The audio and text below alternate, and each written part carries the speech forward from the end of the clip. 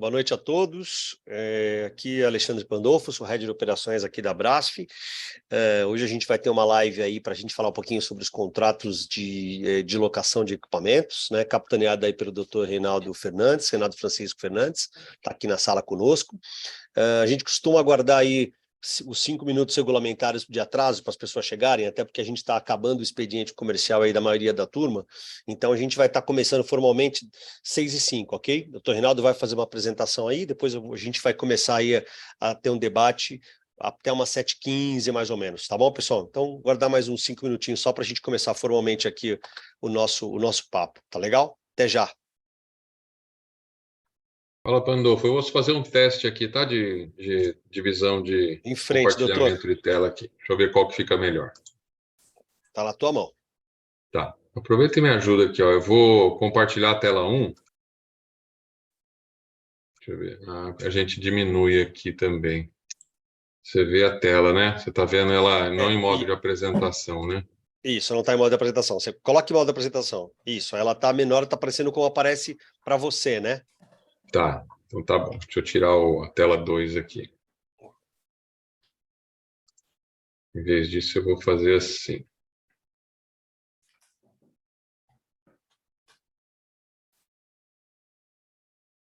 Tá vendo a tela cheia? Estamos vendo igual antes, na verdade. Ah, aquela telinha marrom, pretinha assim, né? Que aparece a tela lateral com os próximos slides à direita aqui, né? Tá. Como se fosse a sua tela, né? Acho que você precisa botar no modo... Você está no modo de apresentação e compartilhar essa tela de apresentação, né? Não sei como é que você vai enxergar isso. Você está com duas aí, né? Deixa eu ver. Só se eu compartilhar Screen 2, que são vocês mesmos. Deixa eu ver se eu consigo fazer Screen 2. Opa, aí sim. Agora sim. É essa. Então, tá esse aí. Bonitão. Quer fazer 2 telas, só dá rolo. Tela cheia. Eu não consigo, eu não me dou bem nem com uma, quanto mais duas. Para mim, isso você aí. já tá no modo avançado. Eu vou aproveitar esses momentos aí que a gente está no esquenta, pessoal, fazer aí um convite para a turma, 2 convites, na verdade. Primeiro, para quem não conhece, se inscrever no nosso site aí para poder baixar as nossas revistas da associação através do abrasf.org.br, né, onde a gente tem bimestralmente a edição da revista da Abrasf. E também vou fazer um spoilerzinho que eu vou soltar aqui no grupo de chat, a pedido da nossa agência, que eu esqueço sempre, mas acho que vale lembrar, o pessoal da White aí sempre me puxa a orelha. A gente tem um grupo de WhatsApp, que são aqueles grupos administrados, onde a gente compartilha todos os eventos, onde a gente segue com os convites, as divulgações de todos os eventos. Então, se vocês quiserem, eu vou botar o link do WhatsApp para vocês entrarem nesse grupo. É um grupo que vocês vão só receber mensagem, na verdade, tá bom? Doutor, se quiser fechar, tem algum áudio aberto aí, né, de uma turminha aí que não está falando, vai tá escapando aí, tá bom? Eu vou aproveitar e soltar na tela, aqui no chat, o link do WhatsApp desse grupo administrado para os eventos da nossa associação. Eu vou ter uma dificuldade, tem muita gente, a minha telinha fica pequena. Eu não sei, para olhar quem está desmutado, fica enorme aqui. Motorista! Boa noite. Como dica, doutor, tem lá embaixo o Multiol para você. Né? Você tem lá o Multiol, aí você bota. Você, inclusive, se silencia nessa, entendeu? Você vai. Eu cala a boca e todo mundo. Bem democrático, né? Super. O Supremo. Faz o Xandão, pronto. Sabe o que eu vou fazer? Será que se eu conseguir devolver para você o host, eu continuo podendo mexer nos slides, eu compartilho a tela e você... Ou posso colocar 2 hosts?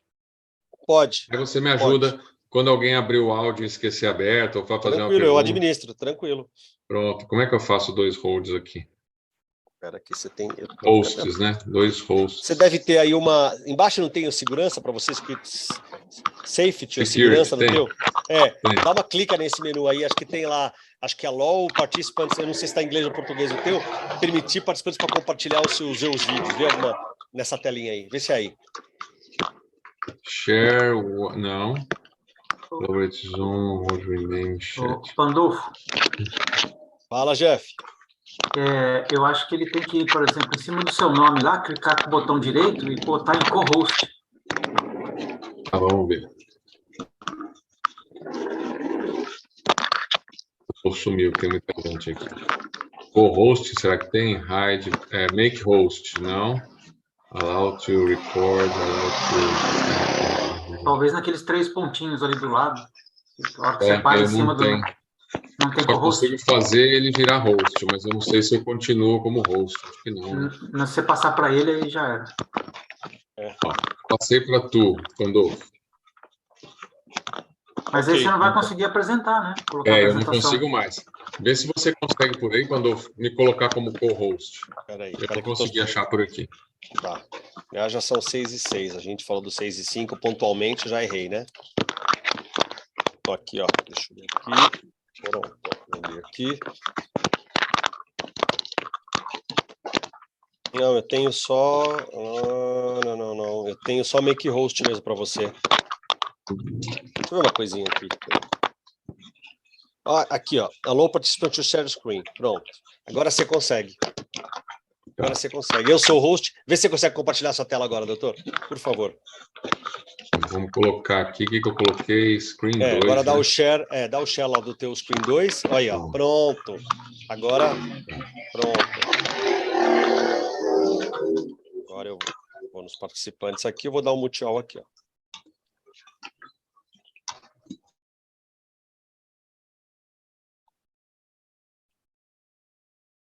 Bem democrático, doutor. Bem democrático, doutor. Você deve estar me ouvindo, mas eu te silenciei.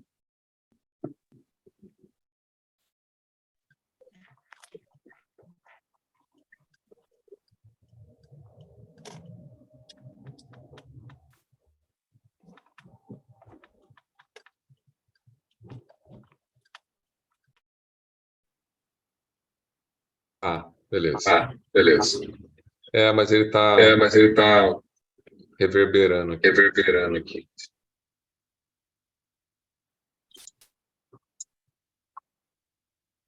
O Pandolfo, o material vai ser disponibilizado depois, né?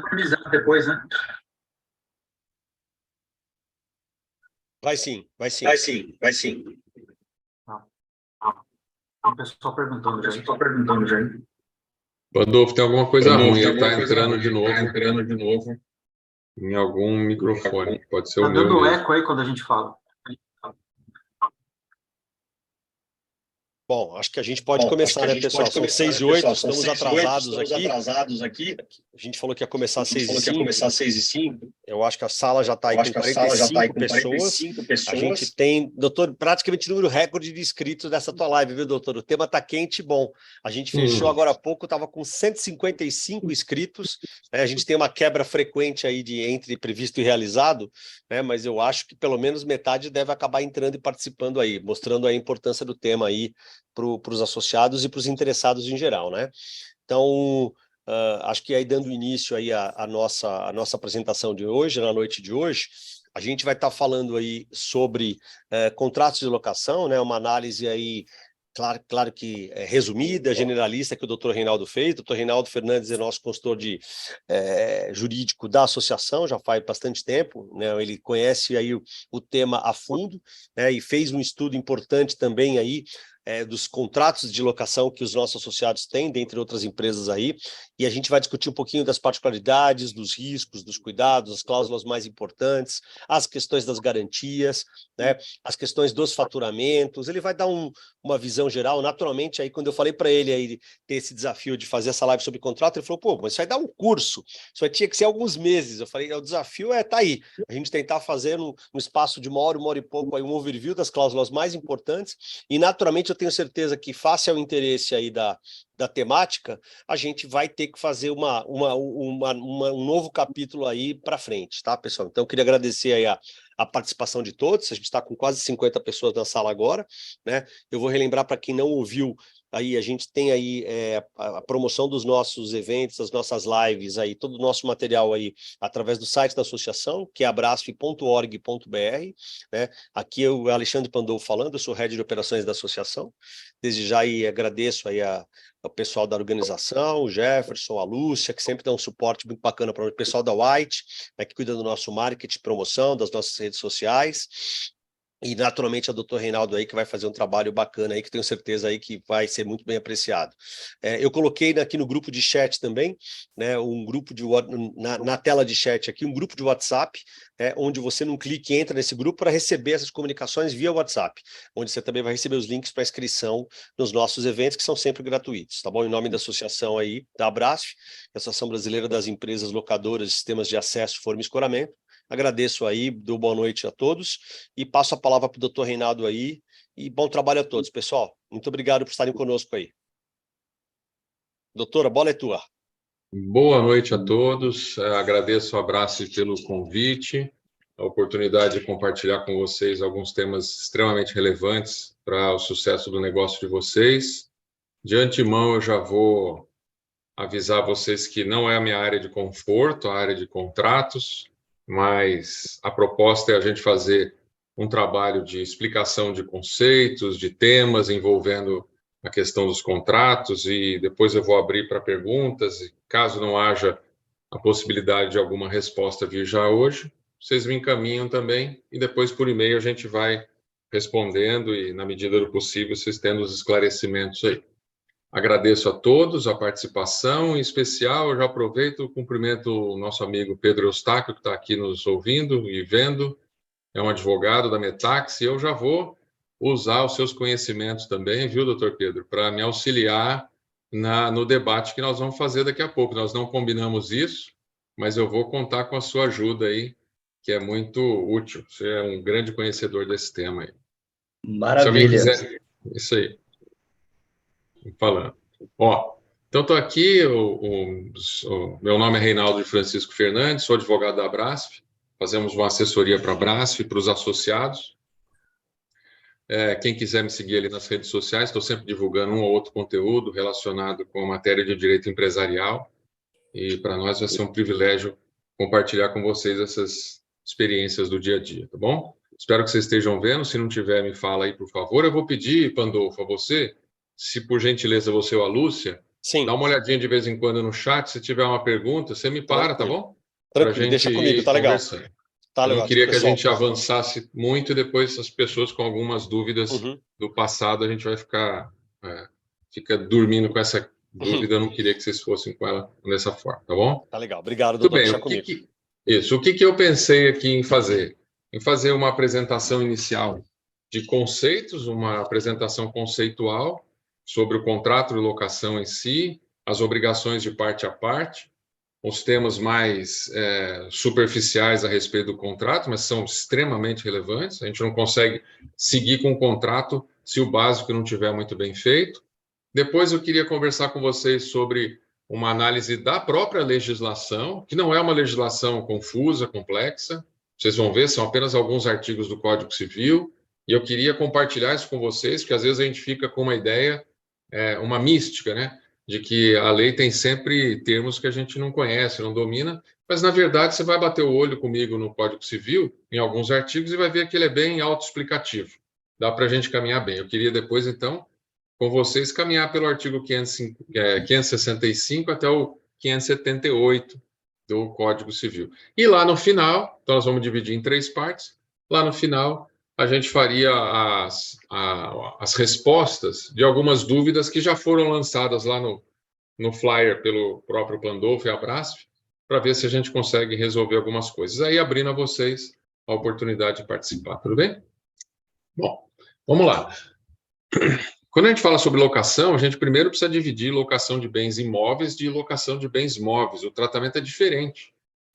E ele é diferente, mas na locação de bens imóveis, toda a atenção da literatura jurídica é direcionada para a locação de bens imóveis, onde dá o maior número de problemas. Então, toda vez que você vai procurar temas envolvendo locação, explicação sobre locação, é sempre direcionada a pesquisa para bens imóveis, onde existe uma lei própria, você está vendo aí a Lei 8.245, uma lei bem mais extensa, bem mais detalhada, trata de locação de bens imóveis residenciais, que tem um problema de família, envolve despejo, é uma situação mais complexa, mais aprofundada. E no nosso mundinho aqui, a locação de bens móveis, que é extremamente simples a legislação. O problema é quando não dá certo o contrato. E aí a gente enfrenta certas dificuldades. Deixa eu fazer uma explicação genérica a respeito da posição atual da jurisprudência, não sobre exclusivamente locação, mas sobre um comportamento da justiça. O Brasil vive hoje um momento, que você já acompanha provavelmente em outras áreas, um momento que o judiciário está sofrendo um problema sério, que é o fato de ele não conseguir dar conta do volume de ações. Nós estamos enxugando gelo na justiça. O volume de ações é tremendo, por mais que a gente se esforce para criar mecanismos de solução alternativo de conflitos jurídicos, a gente não tem isso muito bem difundido. As pessoas só confiam no juiz, eles não confiam num árbitro, num mediador, eles preferem para o juiz, até por causa da insegurança jurídica. E a justiça, diante desse cenário monstruoso de processo, ela acaba tomando decisões que a gente chama hoje de ativismo judicial e que acaba transformando o próprio texto da legislação. Esse é um problema. Então, o que acontece? Nós vamos trabalhar aqui sobre textos legais e muitas vezes, talvez você fale assim, mas não é isso que aconteceu no caso meu, que eu levei para a justiça. O juiz não aplicou a lei desse jeito. Então, nós vivemos uma fase especial no mundo do direito, que é uma fase de transformação das obrigações legais, não por causa da lei, mas por causa da posição jurisprudencial. Talvez o Pandolfo até comentou que nós vamos ter um encontro mais, acho que próximas semanas, acho que do comitê administrativo, e que talvez a gente vá tratar do tema da contribuição sindical, contribuição assistencial, que é o tema desta semana do Supremo. O Supremo analisou esse tema, tinha uma posição favorável à não cobrança de contribuição dos trabalhadores, e agora ele mudou completamente de posição. Então, esse é um cenário que dificulta a construção de um raciocínio claro sobre qualquer coisa. E sobre o nosso tema de hoje, sobre bens móveis e a sua locação. Por isso que a gente tem que ficar, gente, com o pé super atrás. Então, lá atrás, na construção da base, eu sei como é que é. O comercial vendeu, tem que entregar logo, tem que faturar logo, e o jurídico acaba, às vezes, sendo um empecilho, porque ele quer um pouco mais de tempo, ele quer uma discussão melhor sobre certas cláusulas, ele quer conversar com a diretoria sobre as garantias do contrato, ele quer falar que o cliente talvez não tenha um crédito tão bom assim no mercado, mas ele não consegue, porque o comercial precisa fazer a venda para poder entrar dinheiro para pagar as contas. Mas nós precisamos dar a importância devida, principalmente num cenário como esse. Mesmo que a lei tenha como Código Civil mais de 20 anos, nós ainda estamos construindo certos significados. Então, nós precisamos ter muito cuidado quando a gente fala sobre isso. Bom, mas então voltando aos nossos conceitos aqui. Considerando tudo isso, considerando que a legislação existe, que a gente sabe ler porque ela está em português, a gente faz alguns conceitos, a literatura desenha alguns conceitos. Embora a jurisprudência, você já entendeu, possa alterar um pouco esses contornos, essa moldura dos conceitos, né? Para locar bens móveis, daqui para frente nós só vamos falar dele, eu preciso ter alguns requisitos. Por exemplo, tem que ser um bem infungível. Eu não posso locar dinheiro, porque dinheiro é um bem fungível. Eu posso trocar por outro sem nenhum problema. Eu posso locar uma cadeira para festa, desde que ela tenha o símbolo da minha empresa, o emblema. Se for cadeira de plástico que eu posso trocar uma pela outra, nós não vamos falar de bens locáveis. Então, você já vai pensando no teu produto, seu equipamento que você está locando na empresa. Será que o meu equipamento pode ser substituído por qualquer outro? Se sim, se eu não tiver nenhuma identificação dele, ele não é infungível, ao contrário, ele é um bem fungível, que pode ser substituído por qualquer outro, por dinheiro, talvez eu tenha problema já de partida nos contratos de locação. Esse é o primeiro ponto. Segundo, o conceito de contrato é dado pelo próprio Código Civil. Ele diz que contrato é o contrato pelo meio do qual o locador, deixa eu só afastar aqui vocês aqui, o locador cede temporariamente para o locatário. Então, o locador, que é o dono do bem, cede temporariamente, não de forma indefinida, embora eu possa prever um contrato por prazo indeterminado. É diferente de ser prazo indeterminado de ser indefinido. Mas eu cedo temporariamente para o locatário, que é a pessoa que vai usar, o uso e o gozo de um bem infungível mediante certa remuneração. Mesmo quem não é dono pode alugar, desde que tenha poderes para isso. Então, ainda que eu não seja dono, eu posso locar. E aí vem a discussão da sublocação. Então, eu estou locando um equipamento para um cliente, esse cliente pode sublocar para um terceiro? Eu devo prever isso no contrato? Nós vamos ver em seguida aqui. Mas o fato é que, mesmo que eu não seja dono, eu posso fazer a locação desses bens. Ainda sobre os conceitos. Se a gente não tiver remuneração, aí nós estamos falando de comodato, que também é possível. Um comodato ocorre na entrega de um bem, na cessão de um bem para um terceiro, para o comodatário, o comodante, para que o terceiro use de forma a usufruir do bem da mesma forma que a locação. O que diferencia é exatamente a falta de pagamento por ele. Mas é também um contrato. Às vezes eu quero usar um cliente eu quero entrar no cliente, então eu vou ceder graciosamente, gratuitamente um bem por certo tempo. Eu preciso fazer um contrato de comodato, porque ele pode ter as mesmas regras do contrato de locação, com exceção do pagamento. Se o cliente que está usando gratuitamente o meu bem vier a estragar o bem, ele tem que me indenizar, né? Então eu preciso fazer, ainda que seja uma situação rápida, que seja algo que não demore muito tempo, que ele vai me devolver rapidamente, é só um empréstimo rápido. Eu preciso, numa empresa organizada, firmar um contrato de comodato. O contrato de locação, ele pode ser, e aí vem a história do mútuo para bens fungíveis e o comodato para bens infungíveis, né, quando ele é sem remuneração. O mútuo é um empréstimo. Empréstimo de dinheiro entre empresas. A gente usa a expressão mútuo justamente porque é um bem fungível. Dinheiro, você me dá cédulas, eu posso trocar por qualquer outra, né?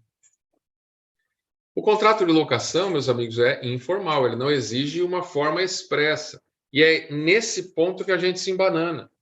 Por ele ser sem forma expressa, às vezes a gente faz um contrato verbal.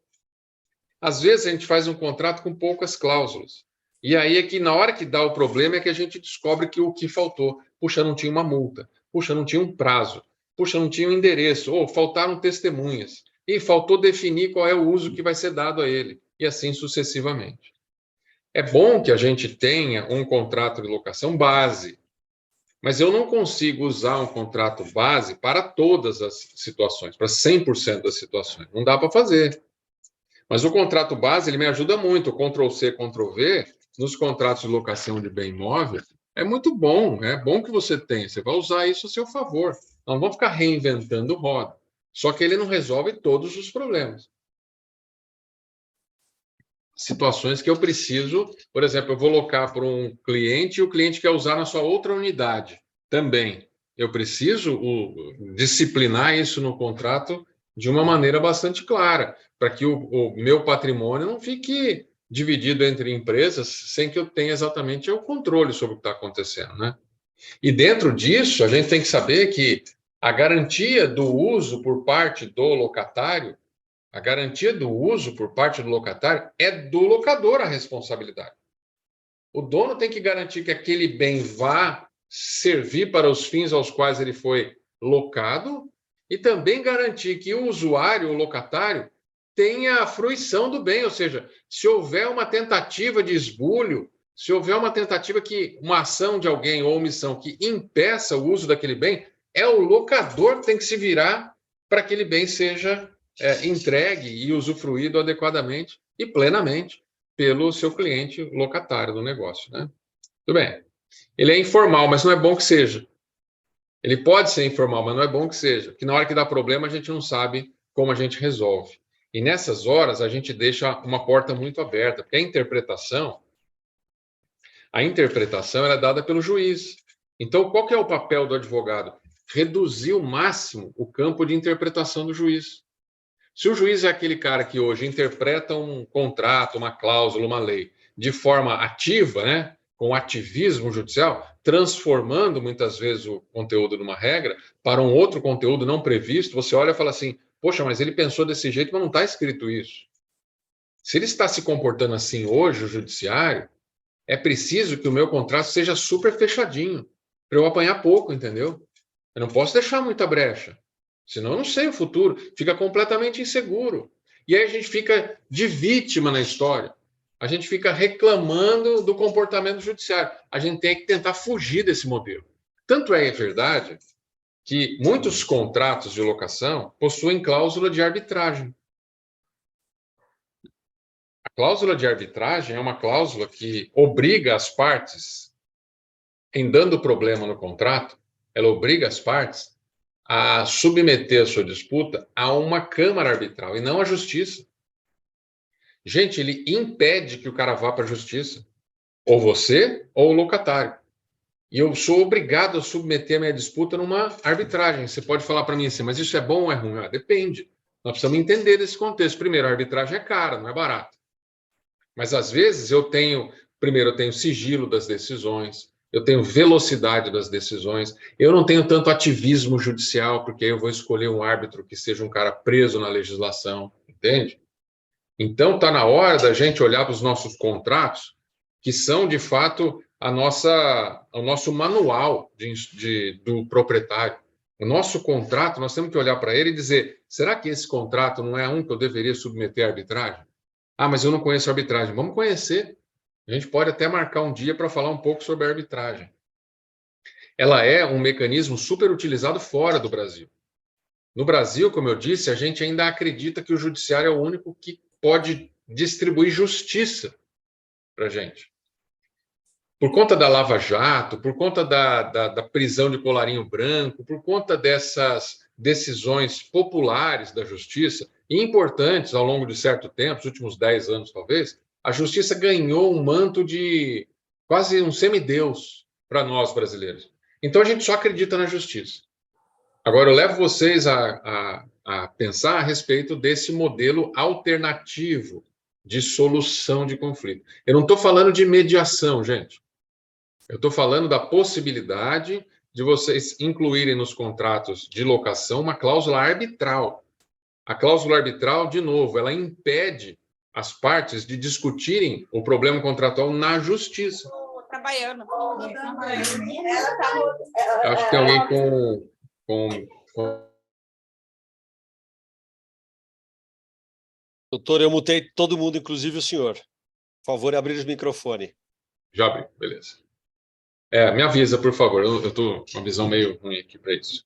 Então, gente, eu não queria deixar essa porta fechada para vocês. A chance da arbitragem pode ser uma coisa interessante. A arbitragem é possível ser praticada em qualquer lugar. Até contratos de consumidor, contratos de educação, escola, contratos de trabalho das pessoas que são hipersuficientes, os caras que ganham um pouco mais. É uma modalidade que precisa ser conhecida por nós brasileiros, porque ela nos faculta uma série de oportunidades, tudo bem? A justiça a gente não sabe quando vem, a gente não sabe o que vem, a gente não sabe quanto vai custar. A arbitragem a gente sabe exatamente o que vai acontecer. Só que ela tem os seus inconvenientes, que não é o momento para a gente discutir aqui, mas nós podemos fazer uma dessa mais para frente. Porque as empresas mais organizadas, um pouco maiores, mais bem estruturadas, elas vão para a arbitragem em assuntos específicos. Não é todo contrato que vai ter arbitragem, mas às vezes alguns vocês precisam fazer, tudo bem? O contrato é bilateral, como todo contrato, ele precisa ter obrigações recíprocas. Então, quando você olha para o seu contrato e você não vê essas obrigações recíprocas, você não vê essa paridade de obrigações, só tem assim, o locador, que é o dono, né? Somos nós aqui. O locador, ele tem ele só tem direitos. A obrigação dele é de entregar o bem. E o locatário, nossa, tem um rol de 200 cláusulas. Está desequilibrado. Não adianta você achar que um contrato desse vai para frente, porque a justiça olha e fala assim, não, esse contrato tem que ser bilateral. Está unilateral. Só um tem obrigações, só o outro tem vantagens. Então, nós precisamos também ser parcimonioso, olhar para isso com um certo equilíbrio. Senão, eu vou fazer um esforço monstruoso para escrever um contrato e ele não vai valer. O contrato de locação pode ser também por prazo. Pode ser definido diretamente pelas partes. Se for por prazo certo e houver rescisão antecipada, paga-se uma indenização proporcional ao tempo que faltar. Se não tiver uma indenização estipulada, a própria justiça pode arbitrar. Aqui ele funciona como locação de imóvel. Eu tenho um prazo de 2 anos, você vai embora, você devolve o bem com 1 ano, a multa prevista no contrato é pagar os aluguéis faltantes, pagar os valores faltantes. Hoje, a Justiça já entendeu que eu preciso fazer uma cláusula proporcional ao tempo que falta. Então, a multa, mais uma vez, quando a gente fala do equilíbrio das obrigações, uma delas é essa. Se eu tenho um contrato por prazo determinado que ele sai antes do prazo, a multa não pode ser completa, ela tem que ser proporcional ao tempo que falta. Olha, você tem 2 anos de contrato. Se você, em qualquer momento, se você sair, você vai me pagar 24 meses de aluguel. Não vai funcionar. O juiz vai anular. Não adianta a gente ser radical demais. E tem um comportamento assim nas empresas. A gente observa, não só contrato de locação, qualquer contrato. Não, bota uma multa monstruosa. Não adianta eu fazer isso. Se eu fizer isso, ela é anulável. Por quê? Porque ela não é equilibrada. Nós precisamos ter equilíbrio. A quem vai dizer qual é o equilíbrio? O advogado. O advogado vai fazer uma pesquisa nas decisões judiciais e vai dizer o seguinte: que tipo de multa a justiça tem admitido? E aí a gente pondera essa multa dentro do nosso contrato. Porque eu tenho certeza que se ele não me pagar ou devolver, eu vou conseguir executar aquela multa. Agora, tem contrato que não tem multa. Bom, não tem problema isso, mas não é o certo. Assim como o contrato que pode ser informal, e a gente está querendo fazer um contrato formal para deixar ele correto e não permitir que o judiciário interprete de forma equivocada as cláusulas que nós combinamos, eu preciso fazer um contrato fechadinho, também ele deveria ser na multa. Mas se ele não tiver multa, nós não precisamos nos desesperar. A justiça pode fixar essa multa. E ela fixa. Mas ela vai fixar naqueles padrões que ela já está acostumada. Então, ao invés de deixar a justiça decidir pela multa, eu estou fazendo um contrato, vamos já colocar essa multa. E de forma equilibrada. Então, quando acabar a nossa live aqui amanhã, você vai bater o olho no seu contrato e falar: deixa eu ver se não está muito desequilibrado esse contrato. Está muito em meu favor, será? Será que está muito em favor do cliente? Outro conceito, né? Se encerrar o contrato sem devolução pelo locador, continua o contrato pelo mesmo preço. Então, uma coisa que a gente aprende sobre o contrato de locação por prazo determinado é que acabou o contrato, é obrigação do locatário, do cara que está usando. A obrigação dele é te procurar como locador e falar: está aqui o bem que você me cedeu. Acabou o contrato, eu tenho que te devolver o bem, independente de você me procurar. Agora, encerrou o contrato, você não me devolveu. Então, vamos lá, eu peguei um bem emprestado seu, ou melhor, um bem locado, eu loquei um bem seu. Estou com ele. Vence no dia 25 de abril. Amanhã, 26 de abril, eu continuei com o bem. Ah, ele não está me pedindo? Cuidado, porque se ele continuar, o contrato passa a ser por prazo indeterminado e você passa a dever aluguéis para o proprietário. Da mesma forma. Não é porque encerrou o contrato, aqui não estou usando, ele está aqui parado. Não, ele está na sua posse. Você está fazendo errado. Porque a sua obrigação como locatário é a de devolver esse troço todo. Tudo bem? Bom, estamos nos conceitos. Conceito de contrato, a ideia dele ser informal, mas se recomenda a formalidade, a ideia da multa e a ideia de equilíbrio das obrigações. Nós precisamos fazer essa nossa... Nós somos o primeiro juiz do nosso caso. Nós precisamos olhar o contrato e ver: se eu fosse juiz, como é que eu resolveria isso? Considerando essas obrigações de equilíbrio, etc. Agora vamos ver as obrigações das partes. O locador, que é o dono do bem, quais são as obrigações previstas na lei? Ceder o bem, você tem que entregar o bem. Enquanto não entregar o bem, você está violando o contrato. Garantir o uso pelo locatário. Garantir o uso significa não apenas aquilo que eu disse a vocês de trabalhar para que o bem seja usável pelo locatário por meio de ações judiciais que retirem o esbulho, que retirem a tentativa de impedir o uso por terceiros, etc. Não só isso, que é a minha responsabilidade como locador, mas também a de entregar o bem em bom funcionamento. Então, você precisa olhar. A ideia de fazer um laudo de entrega, que a gente usa muito nos imóveis, né? Na locação de imóveis, a gente pode fazer isso também nos bens móveis. Estou te entregando nas seguintes condições. E, às vezes, esse laudo com foto do bem. Sabe? É super bacana fazer isso. Hoje temos tanta tecnologia, temos condição de fazer contratos com trechos de de fotos, temos condição de fazer um contrato com um QR Code para que ali estejam as fotos do bem e o cara já avaliza dizendo, está ok, o laudo o bem entregue. Tem um vídeo. Eu vou lá faço um QR Code com um vídeo do bem que eu estou locando. E o locatário, o seu cliente, assinou o laudo com aquele QR Code, está valendo. Não dá para a gente fazer muita coisa para garantir que o que eu estou entregando está sendo recebido pelo locatário da mesma forma. Né? O locador também tem a obrigação de reduzir o valor do aluguel ou aceitar o fim do contrato se houver deterioração do bem sem culpa do locatário. Então, eu estou lá com um bem que não dá mais para usar, deteriorou. Ou eu só posso usar parcialmente. Eu sou locatário, estou usando um carro, né? Estou usando o carro que está com defeito.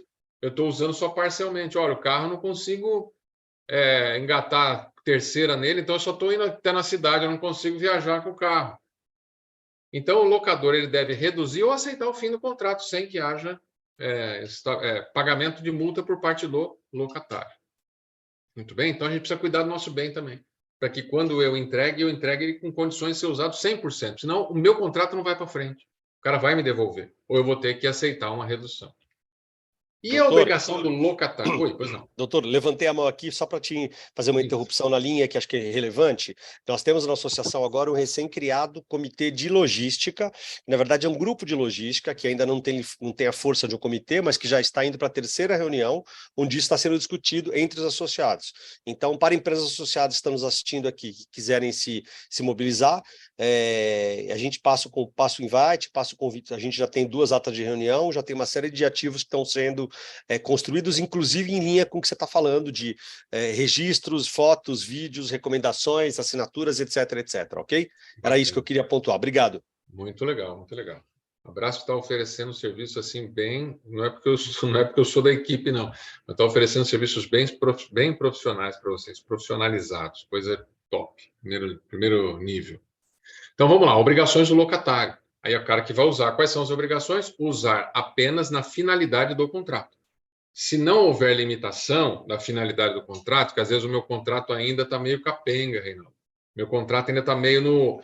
roda aqui o modelinho e manda para frente. E ele não tem uma cláusula delimitando o uso do bem. Tá, se não houver essa delimitação, não tem problema. O uso do contrato tem que ter um fim esperado, presumido. Só que aí eu estou no campo da briga, você entende? Eu quero evitar briga.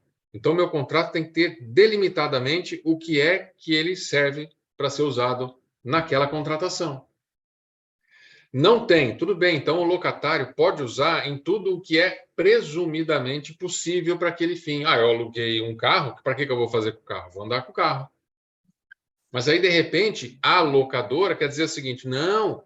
esse carro só pode rodar até 100 km. Não, esse carro não pode ultrapassar o estado de São Paulo, mas você não escreveu isso. E o uso de um carro, não se espera que ele fique apenas nos limites da região. Então, se não tiver escrito, ele vai poder usar para vários fins. Sublocar ou ceder a outras obras, se houver autorizado, ou se não houver proibição. Olha o rolo aí. Meu contrato não fala nada sobre sublocação ou cessão para outras obras. Se ele não fala isso, e se não está bem delimitado no item anterior, ele pode ser usado para outras obras, porque não há proibição no contrato. E na hora que você descreveu a utilização dele, você não foi criterioso em relação a isso. Obrigação do locatário. Turbação do uso ou subtração do bem, obrigação de informar o locador para que mova a ação judicial necessária. Como o locador é o dono do bem, é ele que tem que ser informado imediatamente pelo locatário sobre turbação, quer dizer, alguém está impedindo que eu use, e sobre subtração, perda, furto, destruição. Eu preciso comunicar imediatamente o locador, para que ele possa ter as medidas judiciais necessárias para restabelecer aquele bem. Agora, se o locador demora para informar o locatário, demora para informar o locador, que é o dono do bem, que o bem que ele me cedeu está sofrendo uma turbação, está sofrendo uma perda, um prejuízo, uma subtração por alguém, e demora. E essa demora fez com que o locador, dono, não conseguisse restabelecer o bem, o locatário vai pagar. Ah, mas não foi eu que roubei o bem. Mas você não informou, você contribuiu para o resultado final da perda do bem. Então, o locatário também tem essa obrigação de comunicar no prazo mínimo, né, possível. O locatário também tem a obrigação de pagar uma indenização, ainda que não seja responsável, nas hipóteses de continuidade do contrato sem manifestação expressa da vontade do locador. Então, eu estou lá, meu contrato é de 1 ano, eu peguei um PTA para usar, estou usando por 1 ano. Passou 1 ano, eu continuei usando, o contrato virou sem prazo. O bem se deteriorou, não por culpa do locatário, ele vai ser responsabilizado, porque ele não devolveu o contrato no momento em que ele acabou. Então, quando ele passa de prazo determinado para indeterminado, ele assume essa obrigação. O que a lei está dizendo? Está dizendo assim, vai escrever um novo contrato, vai comunicar ao locador que você vai continuar com o bem, ver se ele concorda. Não fique com ele apenas, só na expectativa de continuar pagando o aluguel, porque você vai ser responsabilizado, ainda que não seja o causador do problema em relação ao locador. Porque pode ser que o locador não queira mais a locação. E quando eu fico com o bem porque eu estou na posse dele, a lei te impõe uma obrigação. Então tá, pode ficar. Só que daqui para frente a responsabilidade é toda sua. O locatário, meus amigos, tem o direito de ser indenizado ou de reter o teu bem, no caso de realização de benfeitorias necessárias. Não pagará aluguéis após o contrato, caso não seja indenizado. Então vamos lá, vamos no carro, né? Porque cada um tem um tipo de equipamento que está sendo locado. Vamos imaginar o carro. Eu aluguei o carro para o sujeito. O carro estourou um pneu, num uso regular. Eu vou substituir o pneu. Eu não consigo usar o carro sem um novo pneu. Então eu substituo o pneu e continuo minha viagem. Aí eu chego para a locadora e falo, agora eu quero o gasto que eu tive com o pneu. Não, não vou dar. Eu tenho o direito de ser indenizado quando as benfeitorias são necessárias, gente. Eu não estou falando de benfeitoria desnecessária. Ah, eu coloquei aqui um insufilme no carro. Eu coloquei aqui um som novo no carro. Esse é um tema bem complicadinho que eu não queria entrar nele. A diferença entre benfeitorias úteis e benfeitorias voluntárias. Vamos ficar na necessária por enquanto. É porque as duas, eu posso colocar um ar-condicionado no carro que valorizou o carro. Ela não é necessária. Eu consigo andar com o carro sem ar-condicionado. Então, essa indenização, ela sofre uma forma diferente de pensar. Mas vamos ficar na benfeitoria necessária. Você alugou um PTA para alguém, o PTA quebrou, ele mandou consertar, funcionou. Quero R$1.000 que eu pedi, que eu gastei com o conserto. Então, ele tem esse direito. E se você não devolveu o dinheiro para ele, não concordo, você gastou muito, deveria ter me falado, o contrato não previu nada disso, ficou muito caro, não tem 3 orçamentos, etc, etc. Ele falou, eu precisei fazer a manutenção para poder usar o bem. Você me deu um bem que quebrou, não por culpa minha. Essa manutenção você tem que me indenizar. Eu não vou indenizar, então eu vou reter o bem. Eu não vou indenizar, então eu não vou pagar aluguéis futuros. Né? Questão lógica. Veja como o contrato é super lógico. Ele é lógico, ele não tem... o jurídico aqui atrapalha pouco o contrato de locação de bens móveis. Atrapalha pouco. Ele meio que regula aquilo que nós já praticávamos, naturalmente. Eu estou com um carro alugado, o carro estragou, eu vou fazer a manutenção, você vai me devolver o dinheiro. Né? Direito de retenção. Quando o locador vende o bem, o locatário só pode se opor a isso se constar no contrato. Coisa curiosa. O locador, que é o dono do bem, pode vender o bem e o contrato de locação continua. O contrato de locação pode ser encerrado. Porque o novo proprietário não precisa obrigatoriamente ficar com o contrato de locação válido, a não ser que isso esteja previsto no contrato. E eu vejo isso muito poucas vezes. Eu vejo isso raramente. O contrato prevendo assim, se você, locador, vender o bem, o comprador se obriga a manter esse contrato até o final. Pois bem. Direito de retenção, agora falando sobre direito de retenção, aquela história do direito de preferência, né? A gente sempre acha, olhando para bens imóveis, que eu alugo uma casa. Se você vai vender, eu tenho o direito, nas mesmas condições de oferta, eu tenho o direito de comprar o imóvel. O cara quer comprar a sua casa por 200 mil. Não, eu pago 200 mil. Não, já vendi para ele. Não, eu tenho direito de preferência. Mas isso só acontece nos bens imóveis. Nos bens móveis, o sujeito não precisa nem saber, a não ser que o contrato dele preveja. Se não prevê, o default, o comportamento esperado é venda a hora que você quiser. Muito bem, passamos dos conceitos e eu queria entrar agora na segunda parte, que é analisar os textos legais bastante rapidamente, mas você vai ver que não é um bicho de 7 cabeças. Quando a gente se mete a trabalhar numa coisa que a gente não domina todos os detalhes, a gente tende a achar que uma coisa que eu não domino é uma coisa muito terrível. De fato, o direito é mesmo uma caixa preta em algumas coisas. Mas aqui eu acho que nós vamos entender que não é. Então, você vai botar lá na sua anotação, se você não é advogado, que do artigo 565 até os 578, você pode ler que você vai entender tudo que está lá. Vamos lá, juntos. O 565 do Código Civil diz que na alocação de coisas, uma das partes se obriga a ceder à outra por tempo determinado ou não, ou uso e gozo de coisa não fungível, mediante certa retribuição, porque se for de graça, não é locação, é comodato. Claro.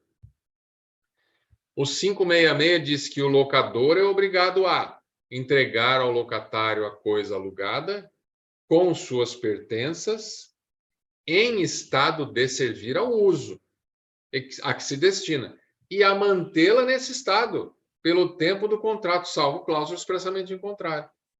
Então, eu posso colocar, estou alugando um andaime. Se ele estragar, amigão, você vai cuidar dele, mesmo que seja um estrago que não seja natural do uso. Seja um estrago... Vou dar um exemplo da casa, que talvez fique mais fácil, né? O telhado ruiu, a madeira do telhado pegou cupim, caiu, cupim em casa, é obrigação de quem é dono do imóvel. O locatário não precisa, às suas expensas, do seu bolso, o locatário não precisa fazer uma descupinização na casa. Ele pode notificar o locador para dizer, isso aqui é uma coisa que, para eu usar a casa, eu preciso dele. Vocês têm, nas empresas de vocês, certas características dos equipamentos que são próprias. Com isso aqui, o bem não consegue atingir a sua finalidade. Com isso aqui, sem isso aqui, ele não consegue operar. Essas coisas que, sem isso aqui, eu não consigo operar, são obrigação do locador. Então, o locador é obrigado a entregar ao locatário a coisa alugada, com suas pertenças, em estado de servir ao uso, a que se destina e mantê-la nesse estado, pelo tempo do contrato, salvo cláusula expressamente contrária, e também tem a obrigação de garantir, durante o tempo do contrato, o uso pacífico da coisa. O uso pacífico da coisa. É disso que eu estou falando, que quando o locador está sofrendo um esbulho, ele comunica, o locatário, né? Ele comunica o locador que deve adotar as medidas judiciais necessárias. O 567 diz que, se durante a locação se deteriorar a coisa alugada sem culpa do locatário, a este caberá pedir redução proporcional do aluguel ou resolver o contrato, caso já não sirva a coisa para o fim que se destinava. Está vendo? Nós falamos do conceito lá atrás e nós estamos vendo que o artigo 567 traz exatamente a mesma coisa. Você me vendeu um cacareco velho, eu não consigo usar mais. Ou eu só consigo usar por metade do tempo, ou por metade do serviço. Eu tenho direito, como locatário, de exigir uma redução proporcional ou até mesmo a resolução contratual, acabar com o contrato sem pagamento de indenização.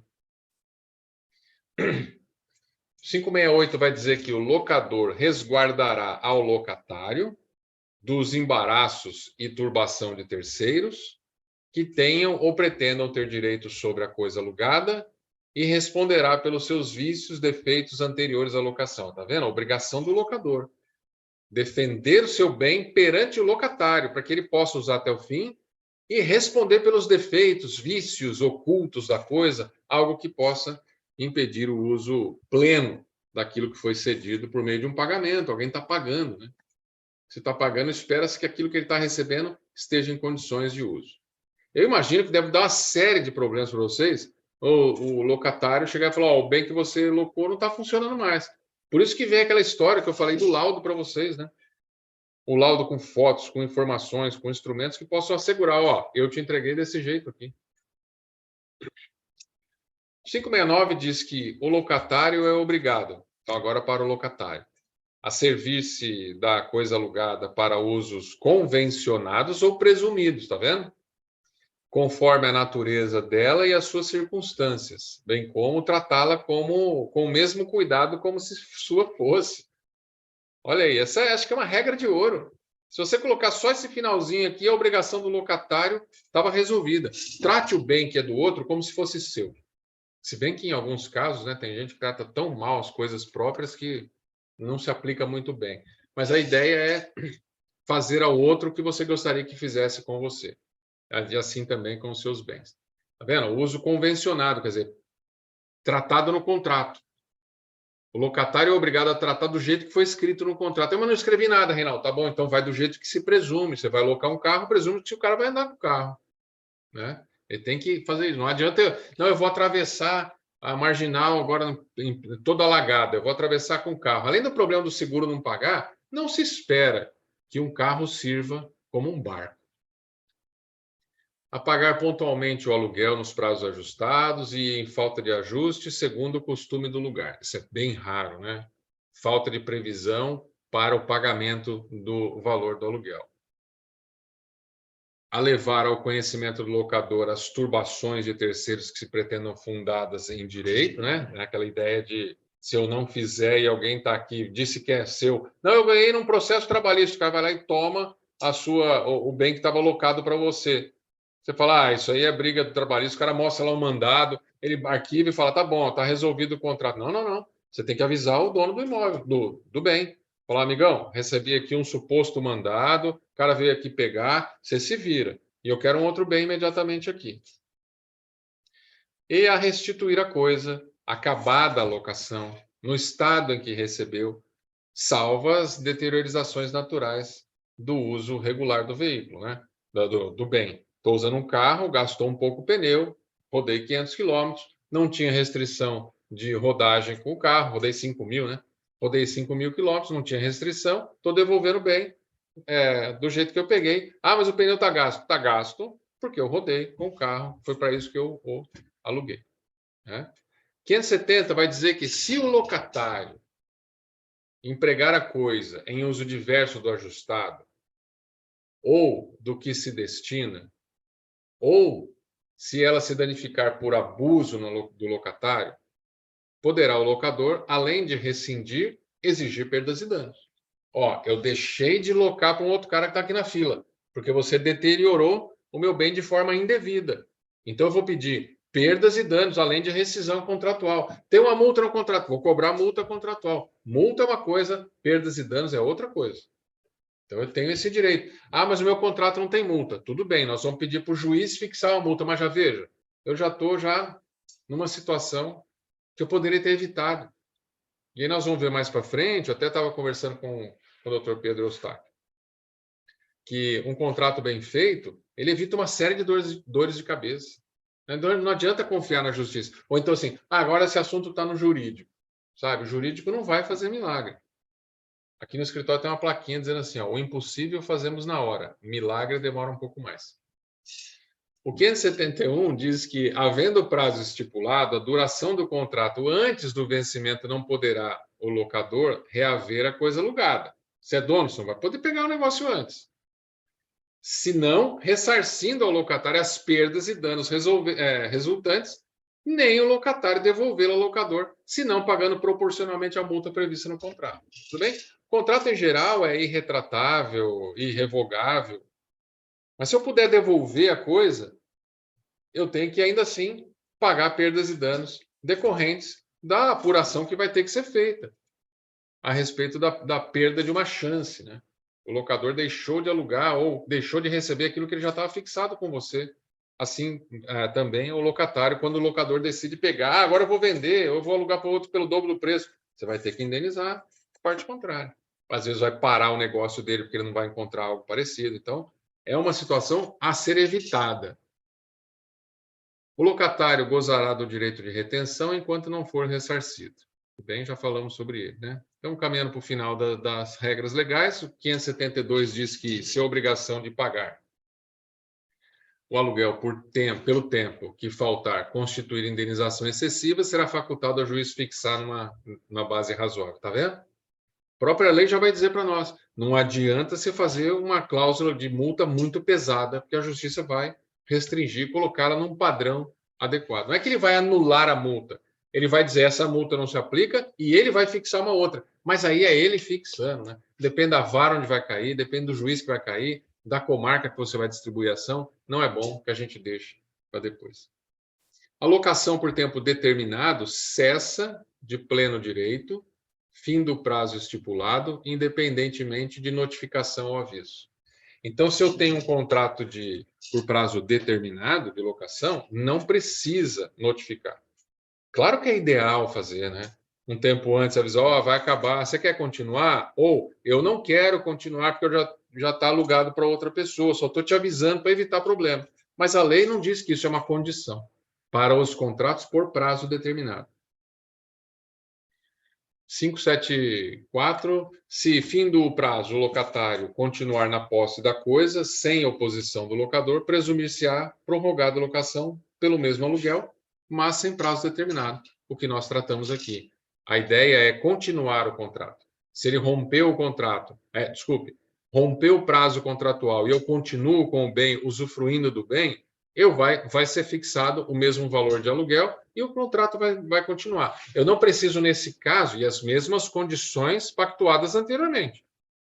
Eu não preciso, para continuar um contrato que era por prazo, para ficar sem prazo, fazer um novo contrato. O que é o ideal? Eu botar uma cláusula naquele meu contrato, dizendo assim, ó, se findar o contrato e você continuar com ela e eu não exigir a devolução, ele fica por prazo indeterminado, mantendo-se todas as condições previstas no contrato original. 575. Se notificado o locatário não restituir a coisa, pagará enquanto tiver em seu poder. Veja que não está dizendo aqui enquanto estiver usando. Ele fala enquanto tiver no seu poder. O aluguel que o locador arbitrar e responderá pelo dano que ela venha a sofrer, embora proveniente de caso fortuito. Aquilo que eu falei, mesmo que caiu uma árvore em cima do bem, após o fim do contrato por prazo determinado, ele estava no meu poder, mas estava encostado o equipamento aqui. Eu é que tenho que devolver como locador, a obrigação é minha. Se eu mantive ele encostado ali, caiu uma árvore com o vento e deteriorou o bem, eu vou ter que pagar a indenização para o locador. Veja que, ainda que seja proveniente de caso fortuito. E o parágrafo único diz que se o aluguel arbitrado for manifestamente excessivo, poderá o juiz reduzi-lo, mas tendo sempre em conta o seu caráter de penalidade. Eu estou punindo o locador que está fazendo, o locatário, que está fazendo uso indevido do bem. Era para ter devolvido. Está com ele. O juiz vai punir. Então, a ideia não é fixar o mesmo valor de um aluguel comum. Eu tenho que fixar um valor de um aluguel com uma penazinha, sabe? Eu preciso botar alguma coisa para ele sentir que ele está fazendo errado. 576 diz que se a coisa for alienada durante a locação, o adquirente, o cara que compra, não fica obrigado a respeitar o contrato, gente. Se nele não for consignada a cláusula da sua vigência no caso de alienação e não constar no registro. Olha aí, gente. Se eu quero, de repente eu quero locar um bem para uma empresa por 5 anos, mas eu falo assim, caramba, nesses 5 anos pode ser que eu queira vender, trocar esse bem por outro, aproveitar uma oportunidade. Eu tenho que, no meu contrato, não escrever que o locatário ficará com o contrato incólume, quer dizer, mantido, se houver alienação do bem. A regra da lei é pode vender o bem e o cara que comprar não está submetido ao contrato de locação que você fez. Essa é a regra. Agora, se você quiser pensar no contrário, você tem que escrever no contrato. O registro a que se refere esse artigo será o de títulos e documentos. Tem que ir no cartório de registro de títulos e documentos, no domicílio do locador, quando a coisa for móvel. E será no registro imóvel, no caso de imóveis. Tem que registrar que há essa situação de possibilidade de venda, com manutenção do contrato. Em se tratando de imóvel, aí vai, né? Ainda que em caso o locador não seja obrigado a respeitar o contrato, não poderá se despedir o locatário. Isso não nos importa nesse momento. 577, e aí a gente encerra com o 578 também, diz que morrendo o locador ou o locatário, transfere-se aos herdeiros a alocação por tempo determinado. A alocação por tempo determinado transfere-se para os herdeiros. E o 578 vai dizer que, salvo disposição em contrário, o locatário goza do direito de retenção no caso de benfeitorias necessárias ou no de benfeitorias úteis, é que eu não queria entrar naquela discussão, se estas houverem sido feitas com expresso consentimento do locador. Então, a benfeitoria necessária, eu troquei o pneu do carro para continuar andando, essa não precisa de autorização do locador. Troquei, continuei usando, você me indeniza. As benfeitorias úteis, eu botei o ar-condicionado no carro. Também serão objeto de possível retenção se você não me indenizar. Mas estas últimas, só se não houver, se houver sido feita com expresso consentimento do dono, do locador. Esse é um panorama do Código Civil. Eu queria lembrar vocês, acho que dois ou três, 4 artigos, rapidinho, da Lei de Recuperação Judicial, porque a gente teme muito quando uma empresa entra em recuperação judicial. Mas olha, meus amigos, essa lei é uma lei que favorece muito, nessa parte, o locador. É uma lei de 2005, a Lei de Recuperação, e diz que o proprietário do bem arrecadado no processo de falência, ou que se encontra em poder do devedor na data da decretação da falência, poderá pedir sua restituição. Então, o proprietário do bem, eu sou o dono do PTA, aluguei para uma empresa, essa empresa entrou em recuperação judicial e falência. Eu posso ir direto para o juiz da recuperação judicial e dizer, esse bem é meu, me dá aqui. E ele é obrigado a me dar.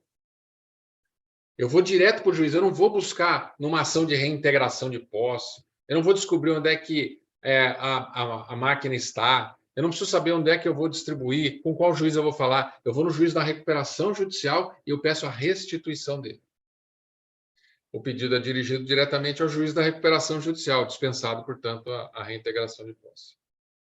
87 vai dizer, e já estou caminhando para o fim, que o pedido de restituição deverá ser fundamentado e descreverá a coisa reclamada. O juiz mandará autuar em separado o requerimento com os documentos que instruírem e determinará a intimação do falido. Também serve para a recuperação judicial. O juiz mandará autuar em separado e vai intimar o falido. Ó, tem um cara aqui que diz que é dono desses equipamentos aqui. Vai também intimar o falido, comitê de credores e o administrador judicial, para que no prazo de 5 dias, gente, 5 dias é pouco, se manifeste, valendo como contestação ou manifestação contrária à restituição. Se você não manifestar em 5 dias, vamos ver aqui, ó, contestando o pedido e deferidas as provas porventura requeridas, o juiz designará audiência de instrução e julgamento. Não havendo provas, os autos serão concluídos para a sentença. Então, vamos lá. Eu aluguei para um cara e o cara entrou em recuperação judicial. Eu pedi para o juiz, me devolve que esse negócio é meu. O juiz vai intimar o devedor lá, o cara da RJ, e vai dizer assim, ó, tem um cara pedindo o bem de volta. Você tem 5 dias para se manifestar. A sentença que reconheceu o direito do requerente determinará a entrega da coisa no prazo de 48 horas, gente. Isso equivale a uma liminar. É muito bom esses artigos da recuperação judicial. A gente morre de medo quando uma empresa que é um cliente nosso entra em recuperação judicial. E está certo, ele não vai conseguir nos pagar. Nós vamos ter que entrar naquele rol de credores que vai pagar sei quando. Mas o meu bem que está lá, esse bem, está super protegido pela legislação. 89 da Lei de Recuperação Judicial diz que a sentença que negar a restituição, não vou te devolver isso aí não, isso aqui não é seu, estou com dúvida. Quando for o caso, incluirá o requerente no rol de credores. Ó, o bem deteriorou, esse bem é necessário para ela continuar entregando os produtos para poder fazer. Você vai entrar no rol de credores aqui. Tudo bem, ninguém quer isso. Da sentença que julgar o pedido de restituição, cabe o recurso, né? A tal da apelação sem efeito suspensivo. Significa que eu posso continuar. Imagine que eu ganhei a sentença. Eu ganhei a reintegração e o cara recorreu. Eu ganhei, ó, me dá o meu bem, esse bem é meu. Aí o devedor, o cliente, o cara que está na recuperação judicial, apela, ele recorre. Mas essa apelação não tem efeito suspensivo. Significa que vai ser cumprida aquela sentença. Agora, quando eu perco, presta atenção, eu perdi, não, deixa eu ver aqui, ó, parágrafo único, o autor do pedido de restituição que pretender receber o bem ou a quantia antes do trânsito em julgado da sentença prestará caução. Pô, isso aqui é super bom. Então, vamos imaginar que eu ganhei. Entrei, seu juiz, esse bem é meu. O juiz ouve o cara em 5 dias. O cara responde, ele dá uma sentença. Fala, devolvo o bem em 48 horas. Ele recorre. Neste recurso que ele faz, que embora não tenha efeito suspensivo, é um pouco técnico isso, o juiz não pode entregar a coisa para o cara imediatamente, porque pode ser que ele consiga modificar. Seria a entrega da coisa poderia comprometer o resultado útil da apelação dele. Então, ele recorre. Eu posso, segundo o parágrafo único, depositar um dinheiro, uma caução, e pegar o bem e levar embora. Ah, esse dinheiro vai para o credor. Não vai, só vai para o cara da recuperação judicial se ele ganhar o recurso. Se ele não ganhar, eu pego de volta esse dinheiro, correspondente, mais ou menos, ao bem que estava nas mãos dele. Entendeu? Não é tão ruim assim. E aí eu queria ir para o final, para a gente poder ter um tempinho aí para trocar algumas ideias, falando respondendo algumas questões que foram lançadas lá atrás. Com toda a humildade do mundo, já apresentei para vocês as minhas limitações em relação aos contratos. Eu vou tentar responder aqui com uma série de ressalvas da possibilidade de a gente ter que repensar algumas coisas para frente. Primeira questão que estava lá no nosso folder era cláusulas que não podem faltar, informações que não podem faltar no contrato. Então está lá a qualificação das partes, para que eu possa identificar o devedor, ou na hora de cobrar, né, na hora que dá o problema, então ele vira devedor. O locatário, né, preciso qualificar adequadamente. A duração do contrato, se é por prazo ou se ela é sem prazo. A possibilidade de renovação.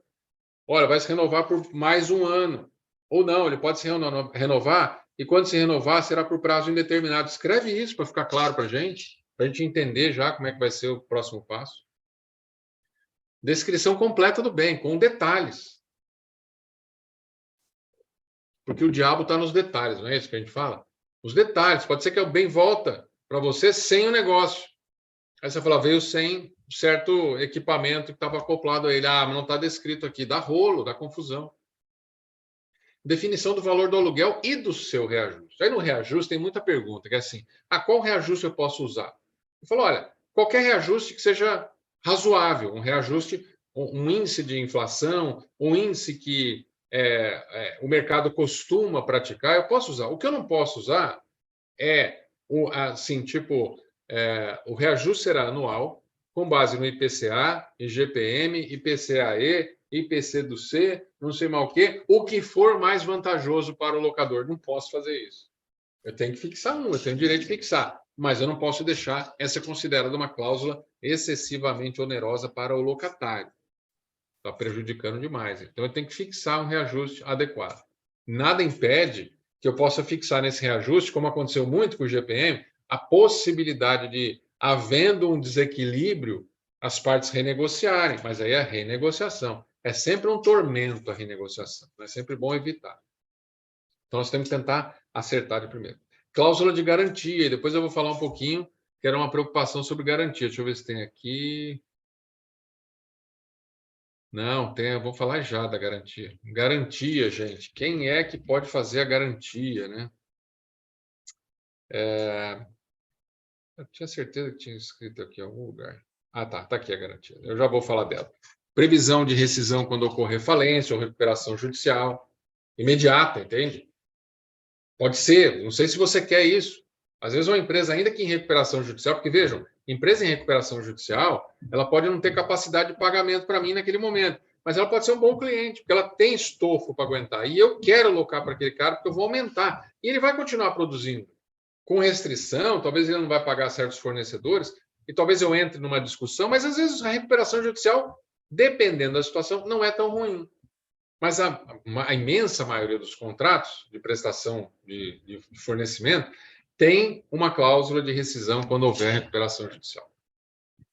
Permissão ou não para sublocação, é importante que você coloque. E bota, não é uma cláusula, mas tem que botar testemunha para o contrato ser executável, né? Para que eu possa exigir judicialmente o contrato e pular uma série de fases, porque sem testemunha ele deixa de ser um título. Se deixa de ser um título, eu preciso passar uma fase enorme do contrato.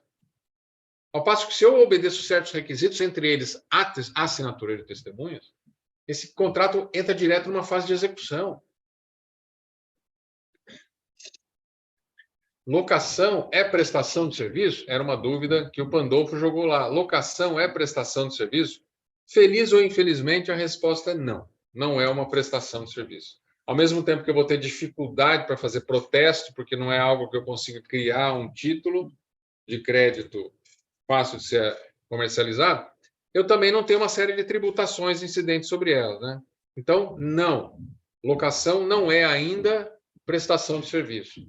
Nós temos uma lista numa lei complementar, que é essa, 116 de 2003, que estipula a fixação do ISS, que é Imposto sobre Serviços. Ele tem uma lista de atividades que são consideradas serviços. Infelizmente, a locação de bens não é considerada um serviço. Agora, notem, e vocês já devem saber, a locação de serviço, como, por exemplo, um operador, não, eu estou locando uma máquina que vai um motorista, que vai um piloto.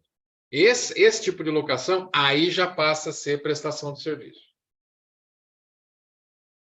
Protesto. Doutor. Tem controvérsia sobre a possibilidade de protestar um contrato de locação de bens móveis. Doutor Reinaldo? Sim. Pois não. Me permita uma colocação que a gente está discutindo no comitê ADM, tá?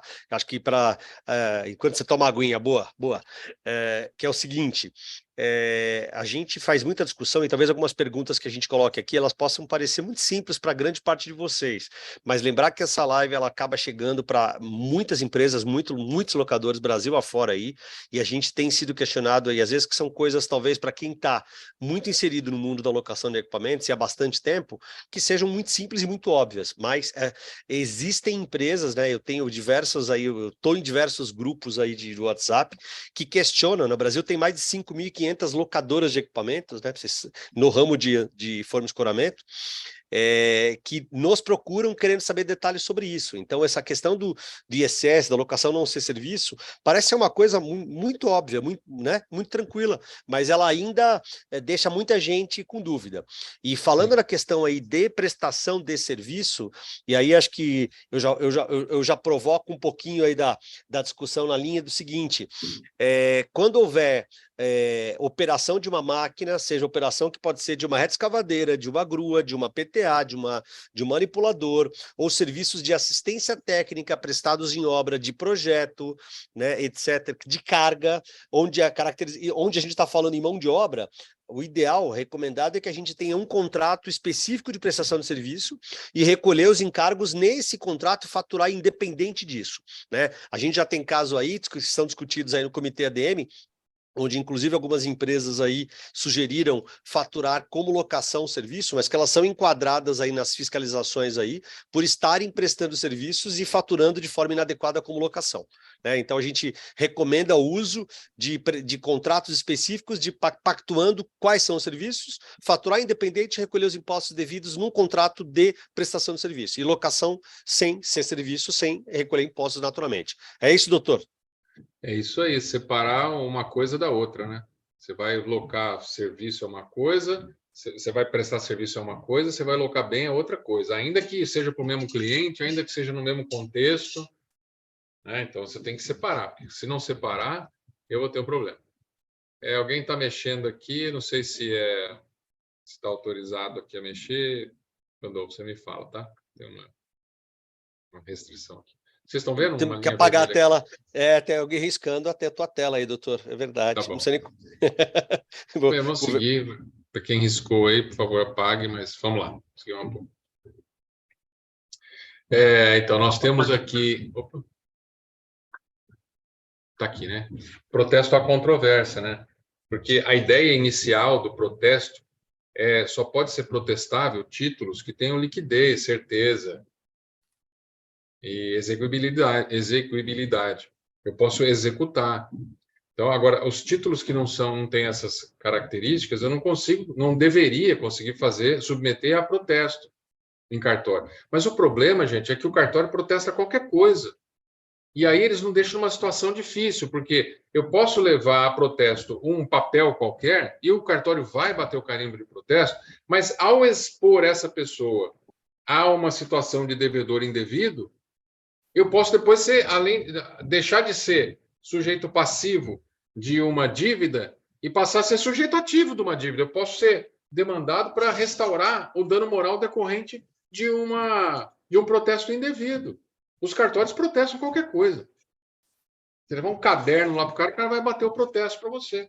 Agora, daí a eu expor, a colocar uma situação e expor o devedor a uma condição inadequada, eu posso ser sujeito passivo de uma ação de restauração de danos morais, uma reparação de danos morais. Então, esse é um problema. Eu preciso levar para protesto os títulos executivos extrajudiciais. Então, nós precisamos fazer essa ponderação na hora de decidir protestar um título ou um contrato. Há controvérsias, como eu disse, sobre o contrato de locação de bens móveis, a possibilidade. Embora a maioria vá reconhecer que é impossível fazer essa condição, mas tem muita gente que tem protestado.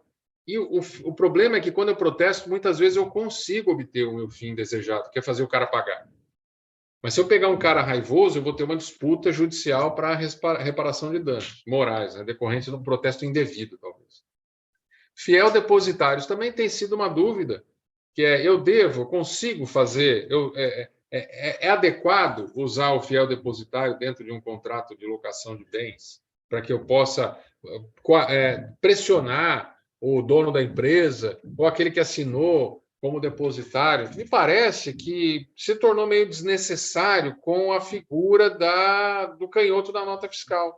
Eu estou entregando um bem, eu faço uma nota fiscal de remessa do produto. Alguém do lado de lá recebe o produto. Ele se declarou como responsável pelo bem a partir dali. Eu já tenho um contrato lastreando essa obrigação. Já é o depositário. Agora, o depositário no Brasil, no passado, fazia super sentido. Eu insisti com a figura do depositário porque ele podia ser preso por depósito infiel. Mas hoje não existe mais prisão civil no Brasil, a não ser casos raríssimos, como de não pagamento de alimentos. Eu não consigo mais prender um cara por uma dívida, né? Senão ia faltar cadeia também no Brasil. Mas, enfim. Talvez seja uma coisa curiosa, eu até conversei bastante com o Pedro, né, sobre esse assunto, e de fazermos como garantia, uma garantia eficiente de um contrato de locação, é colocar um colocatário. Colocar alguém também como locatário daquele bem que eu estou cedendo. Então, imagine que eu vá ceder para o nosso escritório uma máquina de xerox para alugar. Ao invés de eu colocar uma garantia específica, uma garantia real, ou uma garantia pessoal, porque na garantia pessoal talvez eu tenha que comprometer minha esposa, pedir para que ela também assine para garantir o imóvel. É uma coisa desagradável, incomoda, é difícil fazer e burocrática. Então, ao invés de fazer isso, eu coloco já no contrato o próprio Reinaldo como sendo um também locador do bem. Quem vai pagar é o escritório dele, mas ele é um colocatário. Ou seja, ele pode ser obrigado às mesmas obrigações da pessoa jurídica, sem precisar desse processo burocrático de garantia pessoal ou de registros para cima e para baixo, além daquele de colocá-lo como parte no processo. Pronto, acabou. Escolha a pessoa que tem condição de honrar com o contrato, coloca ele como locatário e pronto, segue a vida. Talvez seja essa uma boa garantia.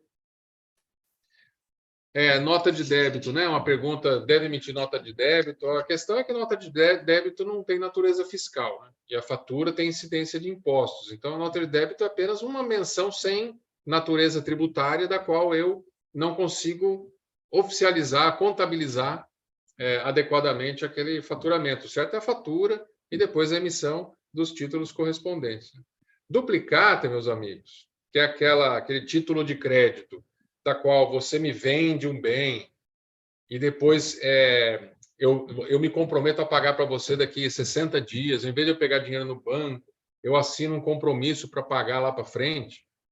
Essa duplicata que está em desuso por causa do cartão de crédito, né? O cartão de crédito meio que soterrou a duplicata. Essa figura, ela não se aplica ainda para nós. A locação de bem não é uma das hipóteses da Lei 5474 de 68. Há vários projetos, há um encaminhamento super bom, já passou na Comissão de Constituição e Justiça, comissão disso, comissão daquilo. Está para ser aprovado uma reforma na lei que permita a locação de bens móveis também passível de emissão de duplicata, mas ainda não é disponibilizado para a gente. Reintegração de posse e execução, né? Que também é um tema bastante sensível. É a ideia de a execução de um contrato, aquilo que eu falei com vocês, e como é sem juridiquês, eu vou tentar traduzir em miúdos. A execução é a possibilidade de eu entrar com uma ação judicial e ganhar quilômetros de distância. Eu entro já direto para obter o bem que está descrito no contrato. Já tem certeza, já tem liquidez. Eu posso dizer para o juiz, recebi um cheque, está sem fundo, manda ele pagar. O juiz fala, pague. Em 15 dias, sob pena de multa de 10%. É isso que ele faz. Isso chama-se execução. Agora, para ter a possibilidade de eu ganhar esses quilômetros à frente, o meu contrato precisa estar bonitinho, redondinho, precisa ter testemunhas assinadas, precisa ter definição do valor, precisa ter notificado o cara que não me pagou. Então, quando eu tenho tudo isso ajeitadinho, eu consigo fazer uma execução. Agora, quando o meu contrato não está bem dimensionado, eu preciso fazer uma ação de conhecimento. E o juiz não se sente confortável para dar uma reintegração quando ele não tem a certeza do que está acontecendo. Então, por isso, essa frase é mais para a gente, mais uma vez, ter aquela ideia de que um contrato bem feito, embora ele possa ser informal, resolve uma série de problemas para nós, tanto no jurídico quanto no comercial. O jurídico se sente muito mais satisfeito com um contrato bem feito, organizado. Se você lá na tua empresa puder fazer um checklist dos contratos, o contrato precisa ter isso, garantia, tem que fazer assim, assim, assado, tem que ter nome de testemunha, endereço, certifique-se de que o endereço é aquele, o CPF está válido. Se eu fizer tudo isso, gente, para o jurídico, a gente tem uma velocidade muito maior. Se você está usando contratos, ações judiciais que estão demandando muitos anos para ter de volta o seu bem, talvez lá na origem o seu contrato não está bem feito. Ele precisa ser corrigido. Faz um esforço comercial monstruoso, consegue um cliente, na hora que ele não consegue pagar, eu demando uma eternidade para receber de volta. Notificar para marcar o esbulho e a data dele, né? Então, você está com o meu bem agora de forma indevida. A partir de hoje, eu vou tomar as medidas judiciais necessárias. Aí eu consigo demonstrar claramente para o juiz que já está na posse de outra pessoa de forma indevida, ele precisa me dar a reintegração de posse. Descrever o local da obra, independente do endereço do cliente, para onde vai esse bem. Por que ele é importante? Para que, se eu quiser fazer uma reintegração de posse, eu sei onde está o bem. Porque se no meu contrato só tiver o endereço do cliente, ele tem 10 obras diferentes, eu vou precisar achar onde está o bem para eu poder correr com o oficial de justiça. Então, eu preciso descrever onde é que está o bem da obra. Onde é que está o bem locado. Porque é lá, com certeza, que eu vou pedir para que o oficial de justiça se dirija. Foro competente, mais uma coisa que o meu contrato precisa ter. Numa discussão sobre isso, a gente avalia que existe uma regra legal, que é o foro competente, é o do domicílio do réu. Mas, às vezes, o domicílio do réu é difícil para a gente processar, porque está em outro lugar o bem. É preferível que você coloque no contrato, já que é possível fazer o chamado foro de eleição, é melhor que você coloque o contrato, o foro competente, desculpa, no lugar onde estão os bens. Porque eu vou naquele juiz daquela comarca. Aí eu já peço para o oficial de justiça, na hora que eu ganhar a liminar, o oficial de justiça é daquela cidade. Eu já ponho ele no carro, em 2 minutos eu estou na frente do cliente para receber de volta os bens. Então, isso também faz parte de uma estratégia processual para caso dê problema lá na frente. Pesquisa, né, gente? Tem muita empresa que para na pesquisa do Serasa. E aí nós estávamos discutindo outro dia, né, Pandolfo, que o Serasa também tem problema. Às vezes ele recebe uma ordem judicial para não divulgar o nome do sujeito. Exatamente. Não é? Esse ponto também bastante discutido também no nosso comitê ADM, né? E aproveitando seu novo copinho d'água, doutor, para falar do local da obra, a importância aí do endereço é porque a gente tem nesse mercado aí, com muita frequência, alocação para clientes de mesmo CNPJ com endereços diferentes. Então, na devolução ou na carga dos equipamentos, pode acontecer aí problemas, né, em apropriação de contrato. Então, tem contrato com sobra de equipamento, com sobra de máquina de um lado, falta de outro, porque não foi apropriado adequadamente o contrato contrato a obra que está onde está o equipamento, seja andaime, escoramento, forma ou uma máquina, né? Então isso é bastante relevante aí, que a gente recomenda isso que tenha, e que tenha inclusive uma proibição de mudar o endereço de uso, né, doutor? Isso é importante também, né? Pode ser, aí precisa ver qual é a aplicação que o cliente vai querer dar. Às vezes o cliente quer, de fato, fazer essa mobilização do bem, né? Levá-lo para lá, levá-lo para cá, é o que ele quer, é isso. Então, tudo bem, não tem problema prever isso. Se a gente puder estabelecer onde vai ficar o bem, descrever aquele foro de competência, o foro para discutir aquela disputa judicial, se a gente não for para arbitragem, se a gente vai disputar numa determinada cidade, é bom que a cidade que seja escolhida seja aquela onde está o bem, né?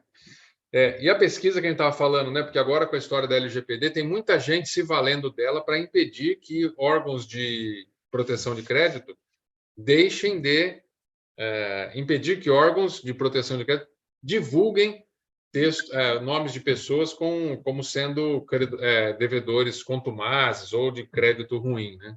Tem gente discutindo isso. Além dessas, existem ações que o cara recebe o protesto, vai para o Serasa e ele discute judicialmente numa sustação de protesto, ele deposita e fala: essa dívida está paga ou essa dívida está prescrita.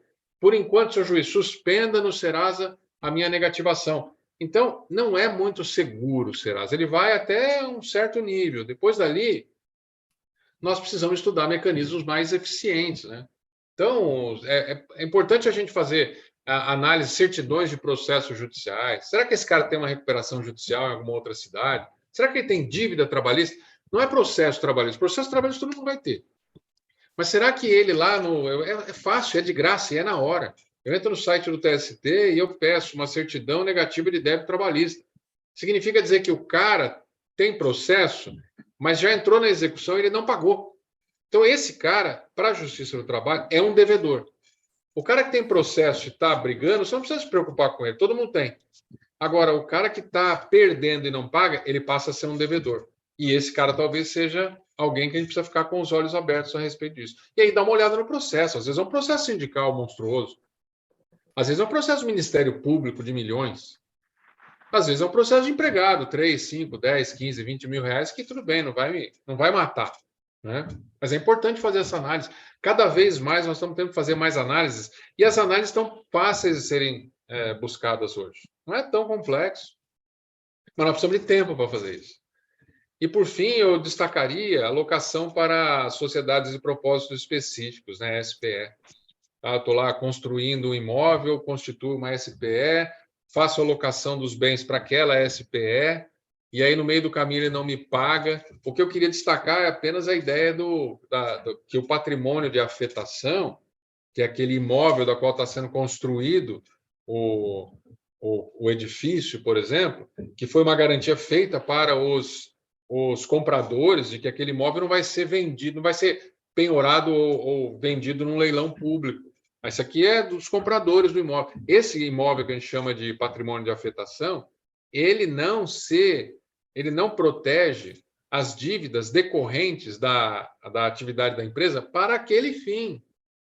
Ou seja, se a SPE, que está constituída junto com uma incorporadora para construir um prédio, e ela faz uma locação com a empresa do Pandolfo de um escoramento, vai para lá esse bem, e ela não paga mais, ou ela fecha as portas, aquele imóvel pode ser objeto de penhora nesses contratos, porque foram contratos utilizados com a finalidade de construir o próprio imóvel, né? Então, ele não pode ter dívida com o banco de outras coisas, o imóvel não vai ser objeto de penhora, realmente vai ser o chamado patrimônio de afetação. Mas para serviços realizados para a construção do patrimônio, ele não tem essa mesma proteção. Gente, eu acho que com isso eu encerro essa parte pontualmente às 7h30, conforme a gente combinou. Agradeço muito a vocês. Vou parar aqui o nosso compartilhamento e abro para, eventualmente, alguma discussão, alguma pergunta que eu possa contribuir. Pandolfo, contigo. Doutor, antes de mais nada, obrigado, maravilhoso aí. Você conseguiu, até contando com o nosso atraso, se manter pontual, matou a 7h30. Muito legal, obrigado. Aquelas perguntas que foram colocadas como questionamento, pessoal, elas foram levantadas por mim e pelo pessoal do comitê administrativo como provocações aí para a gente fazer quase que aquele FAQ, né?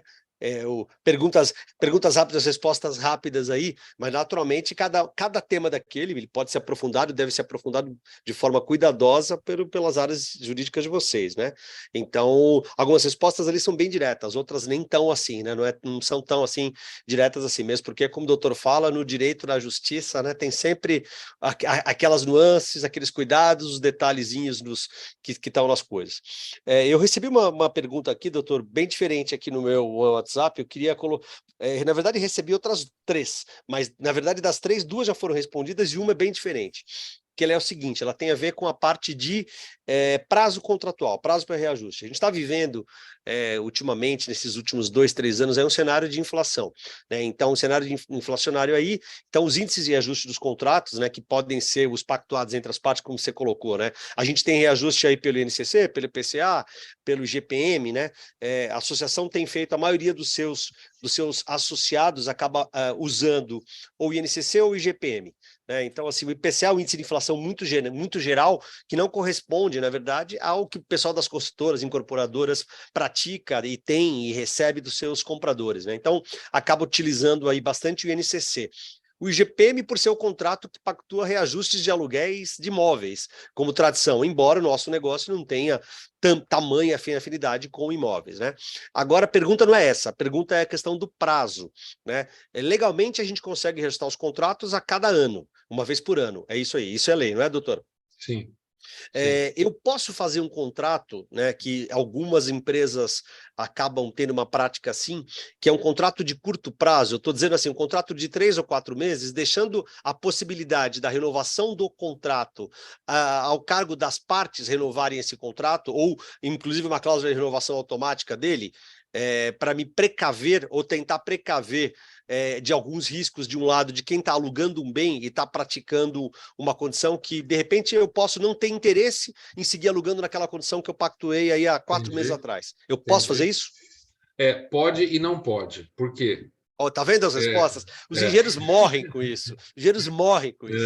Imagino. Mas vamos lá, doutor. A regra, para vários, enquanto você perguntava, eu estava vendo se aplicava especificamente para bens móveis. Eu não encontrei ainda no tempinho que a gente teve, mas a regra de locação, a regra de contrato de prestação de serviço é de no mínimo 1 ano, ok? Então, a lei não me permite fazer contratos com reajustes inferiores ao prazo de 1 ano. Cada 2 meses a gente reajusta. Não tem essa viabilidade. Não Provavelmente, para os contratos de bens móveis também seja a mesma coisa. Então, aí o que a gente vai fazer? Vamos fazer um escamoteamento. A gente faz assim, olha, eu vou fazer um contrato de cada 2 meses com você. Pode fazer isso?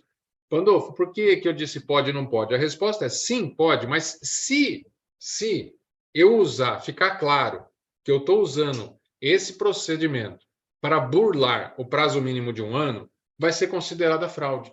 Então, você imagina que o locatário ele tem um bem que aluga por 2 meses por R$100. Aí, no outro contrato, ele virou 101 por mais 2 meses. Aí, no outro contrato, ele virou 102. Se ele for para o juiz e falar, era utilizado isso apenas para fazer reajuste proibido pela lei. Aí ele tem um problema de fraude. Entendi. Nada impede que eu alugue a impressora aqui do escritório por 2 meses e o cara me alugar mais uma vez por 2 e aumentar o valor. 1 vez, 2 vezes. Agora, se virar uma rotina, vai levar à compreensão de que você fez aquilo só para escapar, fazer um bypass. Um bypass na lei que fala do ano. Tá ótimo. Não, bem respondido. Agora entendi o porquê eu sim e o porquê eu não. Ótimo, isso. Doutor. Muito bem, muito bem. Aqui, em ordem aqui, uma pergunta aqui do Bruno. Ele fala aqui, é possível colocar multa de mora de 10% nos contratos? Eu vou precisar fazer uma pesquisa melhor, porque, em geral, nos demais contratos de prestação de serviço, ela é considerada hoje como abusiva. Mas nos contratos de móvel, se você me permitir, o Bruno, né, que perguntou, eu vou precisar fazer uma confirmação se tem o mesmo limite. Eu não sei se algum colega aqui, eu não sei se o Pedro Eustáquio também está nos vendo aqui ainda, mas pode contribuir aí se tiver aberto. Eu só precisava confirmar. Tá legal, ótimo. Se o Pedro estiver na sala, por favor, se não sigo para a próxima pergunta aqui, que é uma coisa bastante comum no ramo de locação, doutor, que é a gente receber, as locadoras receberem os contratos dos locatários para serem assinados, né? Então, a pergunta da Helena Zago Alug vai no seguinte: gostaria de saber como agir como contratante impõe seu contrato que não tem as especificidades que a locadora necessita para se garantir. Sim. Isso é muito comum em obra, quando a gente aluga para grandes empreiteiras, para as grandes construtoras, que vêm com os contratos que são daquele jeito. Várias vezes contratos até de prestação de serviços, contratos que têm um enquadramento completamente torto, né? E qual a tua recomendação quanto a isso, doutor? Olha, não tem muito, não dá para fazer omelete sem quebrar ovos. A ideia é assim, eu preciso enfrentar o cliente nesses casos, porque de empresa para empresa, é diferente quando você fala de uma empresa para um consumidor. É diferente quando você fala de um empregado para um empregador. A relação de assimetria entre eles é muito clara. Agora, na relação entre empresas, pressupõe-se uma simetria. Ah, mas eu estou negociando com o Banco Itaú. Tá ok, mas, em geral, aplica-se a regra de que empresas ou pessoas capazes negociam em pé de igualdade. Se você aceitou, o problema é seu. É óbvio que quem pode mais chora menos, né? Então, o cliente que vai pagar, ele vem e empurra para você o contrato.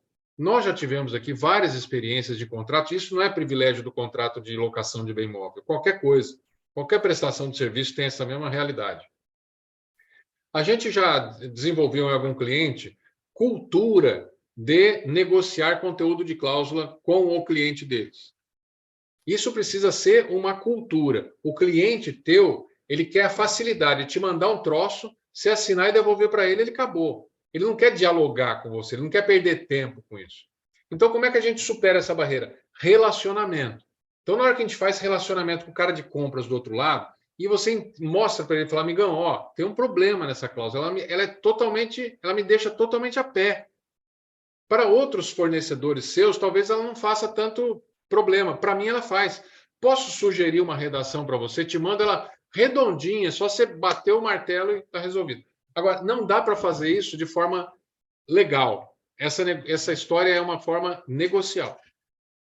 Perfeito. Doutor, eu tenho uma prática aí de ter trabalhado no mercado onde a gente lidava muito com isso. E a gente tinha uma recomendação no passado de fazer o seguinte, aí eu não sei se vou pedir tua opinião em relação a isso.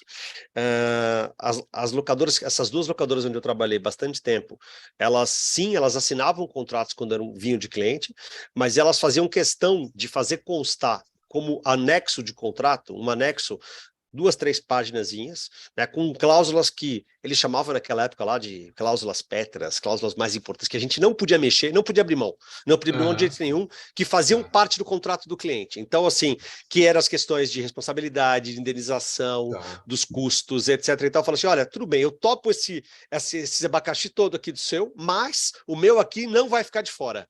O que você acha disso? Não, é legal. Um caminho? É um caminho.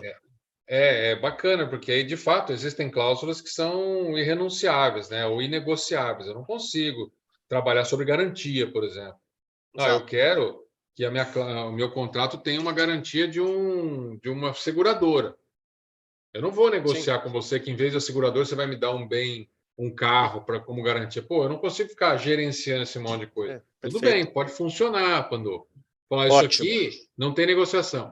Mas o problema continua sendo o mesmo, o cara do outro lado ter disponibilidade e interesse isso, né? Entender, E aí, a gente usava muito aquela analogia, que é bastante simplista, mas era o seguinte, você vai pegar um carro, vai alugar um carro na Hertz, na Localiza, você vai discutir o contrato? O bem de quem é? De quem é o bem? Né? De quem é o bem? Então, o cara vai estar te colocando lá, te dando essas questões. Olha, então você vai ter que cuidar, você vai devolver o carro limpo, com o tanque cheio, né? O pneu, você não vai trocar o pneu por um pneu pareca, etc e tal. Né? Então, assim, essas questões aí que a gente levantava e comparava de forma... É grosseiro, é simplista, mas acho que dá para a gente fazer aí uma analogiazinha, né? É claro que cláusulas abusivas, por exemplo, essa história da multa, né, que a gente estava conversando aqui. Se a jurisprudência fixar que multa não pode ser mais que 2%, Se o cara botar 50% de multa, você pode falar, tudo bem, pode botar, a justiça Nada vai... vale, né? Nada Se vale, for me né? cobrar, eu não vou. Então você nem se desgasta. Mas para isso você precisa dominar bem essa área que não é fácil dominar. Sim, Então você precisa ter um jurídico do teu lado que seja que parceiro, o cara que seja suporte, né? rápido na Que resposta. suporte, né? Rápido na resposta, porque o cliente não tem paciência. Tem que É. seja um cara assertivo. Ó, isso aqui é desse jeito, né? Tá. Não dá para saber Doutor, tudo. sim, sim. Doutor, mais uma aqui do Bruno. O Bruno pergunta assim: como estão atualmente as assinaturas eletrônicas em contrato? Digo, as sem certificado digital. Elas são bem ser recebidas no judiciário? Tá, então vamos lá. Tem dois tipos de assinatura, né? Todo mundo sabe, eu gosto sempre de falar porque eu confundo ainda elas, né? A assinatura digital é aquela que tem o certificado digital, por isso é aquela que vale. A assinatura eletrônica, essa não tem especificação na lei sobre ela. Agora, nada impede, Pandolfo, que as partes deem valor à assinatura eletrônica.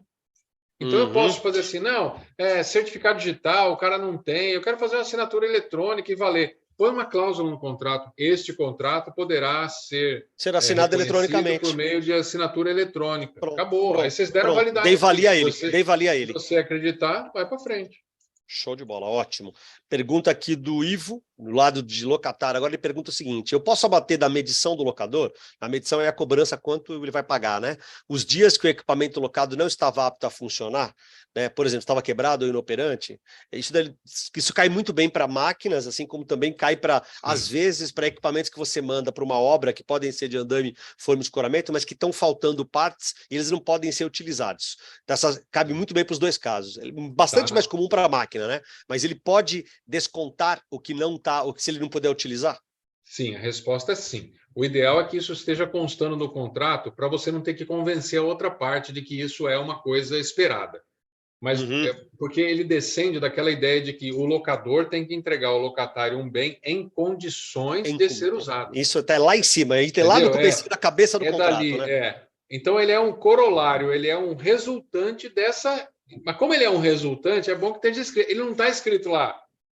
Ele presume-se, ele pressupõe esse entendimento. Então é melhor que esteja escrito no contrato. Mas se não tiver, pode ficar tranquilo. É que aí você vai ter que ir para a justiça para brigar. Aí você vai reter, o cara não vai querer, vai te executar, você vai para o juiz e fala: ó, esses dias não funcionou. Não Aí teve você como, já. tá perfeito. A besteira está criada, né? Não, show, ótimo. O Wagner da M Locações, ele já acho que já está respondido, não? Porque se o contrato assinado de forma digital tem preço, se tem peso para cobrança legal, acho que isso, de certa forma, já foi enfrentado. Marco Antônio ele coloca aqui, mesmo entendo que sim, por não ser uma relação de consumo, se valendo da regra do 406 do Código Civil, doutor. Não faço ideia do que ele está falando aqui, não entendo que sim o quê? Eu acho que é a parte de cima, ele está se referindo à parte de cima da pergunta da assinatura de forma digital. Entendo que sim, por não ser uma relação de consumo, se valendo da regra do artigo, né? Está subentendido aqui, 406 do Código Civil. Eu só decorei até o 405. Sim, acho que é o problema da multa, né? Que o 406 vai dizer que quando os juros ele se referiu lá em cima, lá em relação à multa. Tá. Se eles não forem convencionados ou forem sem taxa estipulada, ou quando provierem de determinação de lei, serão fixados segundo a taxa que estiver em vigor na mora do pagamento do imposto devido à Fazenda Nacional. Não, não é esse aqui, não.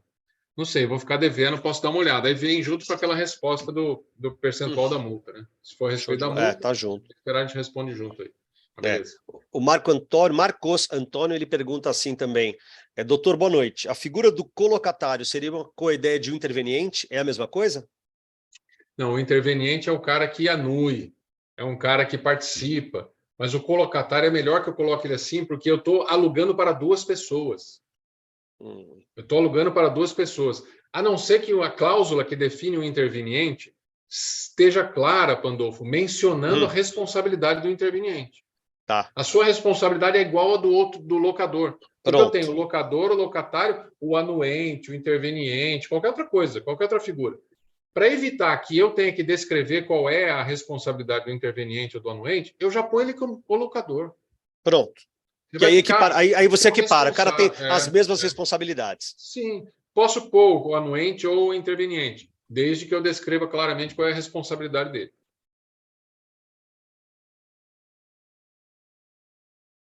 Perfeito. Doutor, tem a próxima. Fim do prazo contratual descrito em contrato, em período inferior ao reajuste, havendo interesses do locatário permanecer com o bem, o locator pode solicitar equilíbrio econômico do contrato? Aí, quando acaba o contrato por prazo, nós temos a chance de fazer um novo contrato. Então, eu posso mudar preço, mudar o que tiver no contrato. Acabando o contrato por prazo, nós temos 2 oportunidades. 3, né? Ou eu pego o bem de volta, ou ele continua por prazo indeterminado com as mesmas condições anteriores, ou eu faço um novo contrato com um novo período. E um novo contrato eu posso fixar o que eu quiser diferente. Preço completamente diferente eu posso fixar. Agora é o dobro do preço, eu posso fixar. O que eu não posso é fazer estipulação de seguidos contratos por prazo determinado, que vai dar a conotação de que ele foi usado para burlar a legislação. Perfeito, doutor, perfeito. Tem aqui uma pergunta aqui da Daiane, ela coloca: doutor, qual é a recomendação para a assinatura do contrato pelo locatário? Somente o representante legal ou procurador, ou seja, podendo assinar o contrato pela empresa?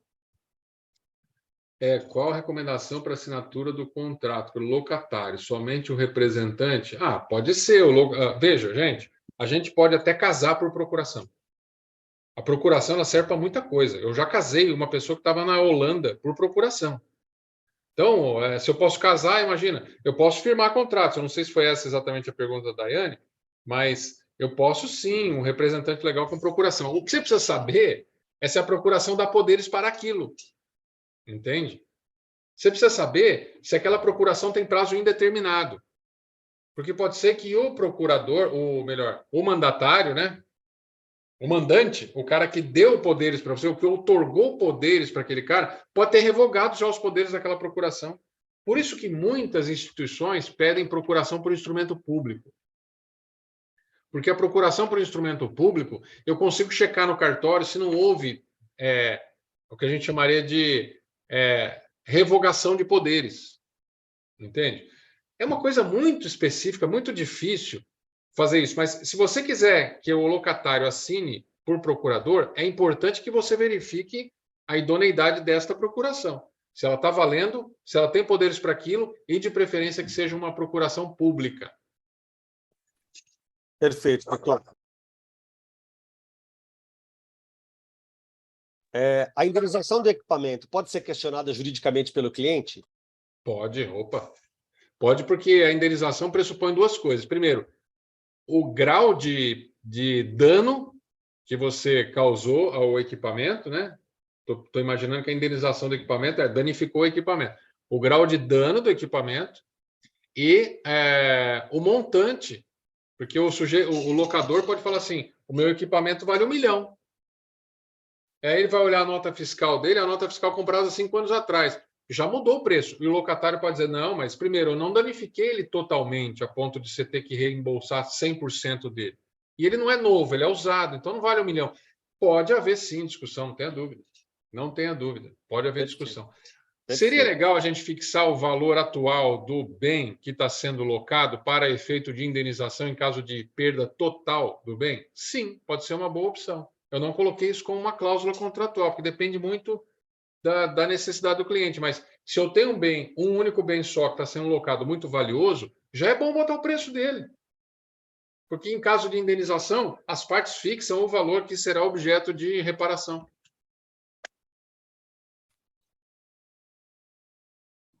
Perfeito. Bom, pessoal, acho que a gente... Tem mais uma pergunta aqui, mas a gente já está falando em 10 para as 8 da noite. O que você acha, doutor? Eu vou ter que sair correndo daqui a pouco. São 2. Mas eu posso responder depois também, viu? A gente pode fazer uma lista de questões, fruto do pessoal que participou, para respeitá-los também. Pedir para você ou a Lúcia, Pandolfo, fazer um print do chat nosso, e depois, na medida da minha condição, eu vou respondendo vocês aí. Vocês encaminham para eles. Combinado.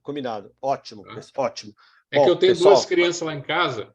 Eu tenho a minha filha de 11 e meu filho de 8 estão sozinhos lá em casa. Imagina 2 crianças numa casa sozinha à noite. Tranquilo. Os cachorros vão estar pendurados lá no lustre. Eu sabia. O meu já está no lustre aqui. Beleza. Bom, eu acho que vale a pena aí a gente marcar uma próxima live aí, né? E a gente poder enfrentar aí essas discussões aí. E as perguntas aqui eu vou estar copiando aqui no arquivinho Word aqui, vou te passar. né? São basicamente 3 ou 4 perguntas aqui, a gente já são 10 para as 8 da noite, a gente acho que foi bastante legal, eu sabia que isso ia ser bacana, e a gente vamos prometer para a turma aí fazer uma próxima para discutir essas e outras questões aí.